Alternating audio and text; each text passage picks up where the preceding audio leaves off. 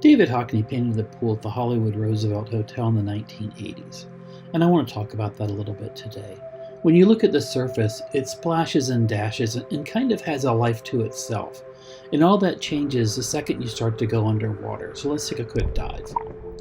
I love the way the pool changes. It turns from this kind of floating mosaic of lines that kind of have an amorphous shape to this almost Memphis school kind of design idea that Hockney painted this in a couple days. In fact, the story is he painted it in like 2, maybe 3 days using a broom and a bucket of paint. The broom part, I'm really not so sure. It strikes me like it's a broom with a paintbrush attached to the bottom of it. But what the hell? Let's go with the myth. He painted it with a broom. So I thought I'd shake this up a little bit this time and ask early, hey, if you like this kind of thing, like and subscribe. It really helps. Blah, blah, blah. You know the whole drill. Okay, let's get back to it. You know, it's basically a public pool. I know it's in a hotel, but it's basically a public pool, a pool that's really well known for throwing parties on the weekends and having day passes available.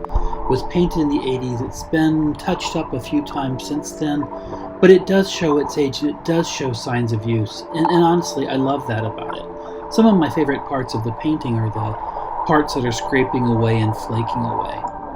I saw a photograph of it before its restoration, I want to say like 2018, something like that, where basically it was just the outlines of the blue. Most of the paint in the centers had fallen out.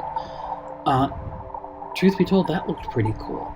But I will admit, I think the really solid, bold blue marks, especially when you start seeing it on top of the surface, and when you're in the water on the bottom of the surface, if that makes any sense, those shapes really do reflect light in a really interesting way.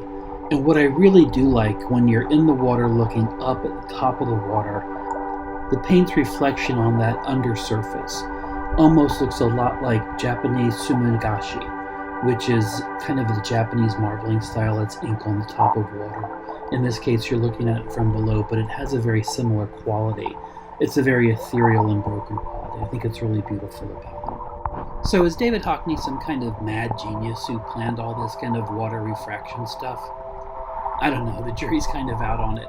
I do like Hockney, and I think he's an amazing draftsman, and I think that in especially the early paintings of the 60s, the compositions he put together are really, really smart and really brilliant.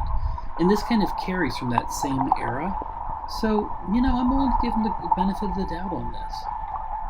It's a public pool, and it's really kind of a decorative thing about beauty and luxury, and at the same time, it gives a whole lot more than that. Thanks for listening today. We'll talk to you real soon.